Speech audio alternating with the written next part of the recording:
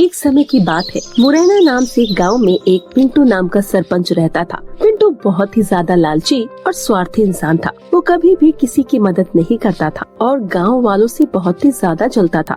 एक दिन, बेटा पिंटू, क्या तुम घर पर हो? अरे आइए आइए अम्मा जी, आज कैसे आना हुआ आपका? बेटा, मैं तुम्हारे पास काम के लिए आई हूँ। हाँ बोलो अम्मा जी, आपको क्या काम है? बेटा, मेरे पोते की तबीयत बहुत खराब है। क्या तुम मुझे थोड़े पैसे उधार दे सकते हो? जैसे ही मेरा बेटा शहर से रुपए भेजेगा, मैं तुम्हारे पैसे वापस कर दूंगी। अम्मा जी, मेरे पास तो खुद ही रुपए पैसे नहीं है, मैं कहाँ से आपको पैसे दूंगा? बेटा, मेरी मदद कर दो, मैं तुम्हारे पैसे सच में लौटा दूंगी। अम्मा जी, मैं आपको पैसे दिलवा तो सकता हूँ, लेकिन आपको उस पर ब्याज देना पड़ेगा। पिंटू के इतना बोलने के बाद अम्मा जी के पास कोई और रास्ता नहीं होता है, इसीलिए वो उधार लिए पैसों पर ब्याज देने के लिए भी तैयार हो जाती है।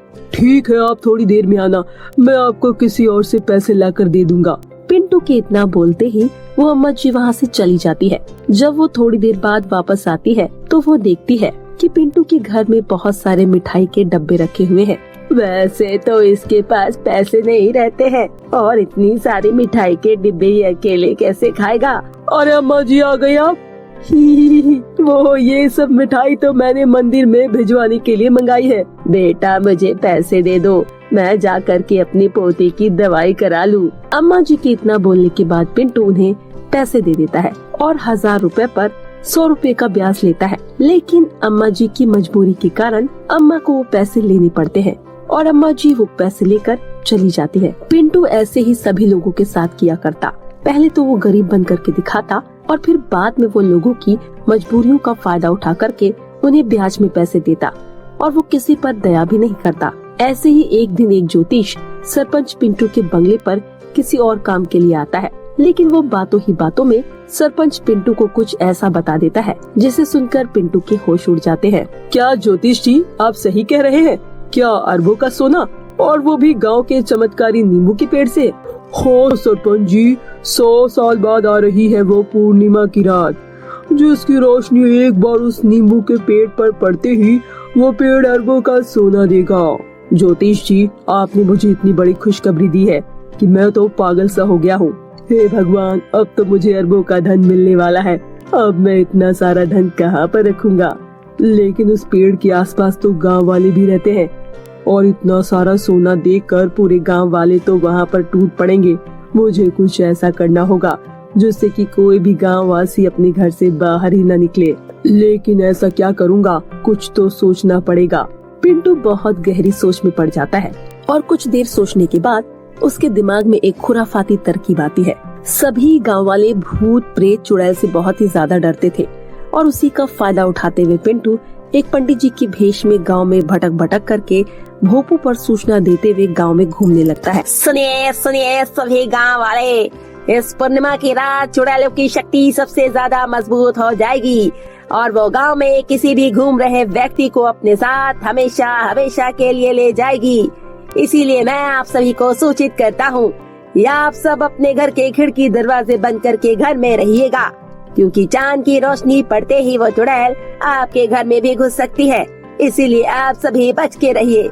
ये सब सुनकर सभी गांव वाले डर जाते हैं और उन्हें ये सब सच लगता है, क्योंकि वो लोग कई बार गांव में चुड़ैल को भी देख चुके थे।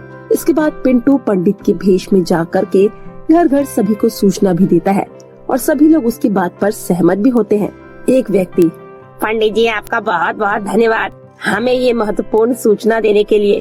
अगर हमें ये नहीं पता चलता तो पूरे मुरैना में कितने लोग गायब हो जाते हैं। दूसरा व्यक्ति, पंडित जी, हम आपकी कही हुई बातों का जरूर पालन करेंगे। हाँ बच्चों, मुझे तो तुम सभी की परवाह है, इसीलिए मैं तुरंत सभी को ये बताने चला आया।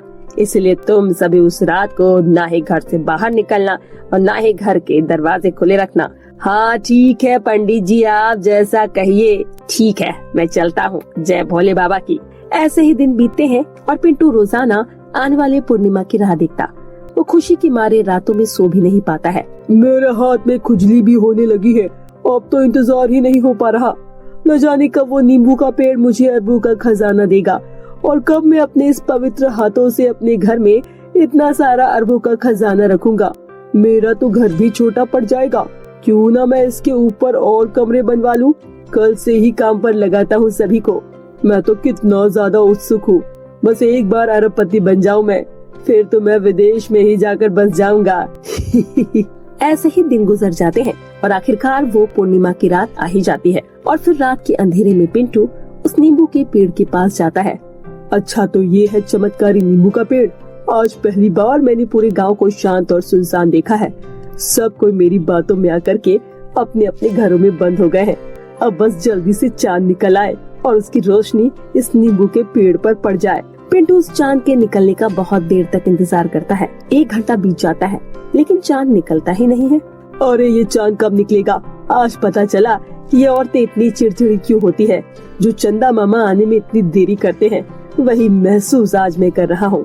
पिंटू के 5 घंटे तक इंतजार करने के बाद बादलों के बीच चांद निकल आता है और उसकी रोशनी जैसे ही पिंटू पर पड़ती है, उसकी आंखों की रोशनी कम हो जाती है। अरे नहीं, ये मुझे धुंधला धुंधला क्यों दिखाई दे रहा है? और ये हर तरफ कोहरा कैसे फैल गया? ये सब क्या हो रहा है? कोई मुझे बचाओ, कोई मुझे बचाओ। उसके बाद पिंटू को कुछ लोगों के आने की आवाज सुनाई देती है और फिर कुछ लोग उस नींबू के पेड़ के पास रखे खजाने की तरफ बढ़ते हैं। अरे वाह, इतना सारा सोना चांदी! आज तो लगता है कि सोने की बारिश हुई है। हाँ, लगता है ये सोना धरती के नीचे से निकला है। बहुत ही कमाल की बात है। मुझे तो लगता है सरपंच ने पंडित जी का भेष बनाकर हम लोगों को बेवकूफ बनाया। कोई चुड़ैल का साया नहीं था। इसने अपने लालच के कारण हम लोगों को बेवकूफ बनाया। अब देखो, ये खुद ठीक से नहीं देख पा रहा है, कैसे इधर उधर चिल्ला रहा है। मैं छोड़ूंगा नहीं तुम सबको। मेरा नाम सरपंच पिंटू है और ये गांव क्या चीज है। मैं तो पूरी पृथ्वी पर राज करने के लिए पैदा हुआ हूँ। समझ गए तुम सब? उसके बाद सभी गांव वाले उसकी बातों पर हंसते हैं। पहले तो ठीक से देख पाएगा, तभी तो हम लोगों का कुछ कर पाएगा। बेवकूफ सरपंच। तभी वहाँ पर ज्योतिषी भी आ जाते हैं। मुझे लगा था सरपंच जी कि मैं आपको पूर्णिमा की रात के बारे में बताऊंगा तो आप सभी गांव वालों की मदद करेंगे और सभी में थोड़ा थोड़ा धन बांट दोगे, पर आप तो अपने बारे में ही सोचने लगे। आपने स्वार्थ और लालच की राह चुनी और अब आप देख रहे हो ना, आपका लालच आपको ही ले डूबा। ये पेड़ उन्हीं लोगों के साथ अच्छा करता है जो साफ और नेक दिल के इंसान हो। लालची लोगों के साथ तो वो ऐसा ही करता है जैसा तुम्हारे साथ हुआ। ज्योतिष जी, मेरी मदद कीजिए। आप मुझे पहले की तरह ठीक कर दीजिए। हाँ, मैं मानता हूँ मैंने बहुत बड़ी गलती की है, पर आप सभी मुझे माफ कर दो। जिसके बाद सभी गांव वाले और ज्योतिषी सारा धन लेकर वहाँ से चले जाते हैं और पिंटू अपने कर्मों पर रोता ही रहता है। तो मेरे प्यारे दोस्तों, कैसी लगी आपको हमारी ये कहानी? हमें कमेंट करके जरूर बताएं। अगर आपको ये कहानी अच्छी लगी हो तो वीडियो को लाइक और चैनल को सब्सक्राइब करना ना भूलें। फिर मिलती हूँ आपसे नई और मजेदार इंटरेस्टिंग कहानी के साथ। तब तक के लिए बाय बाय दोस्तों।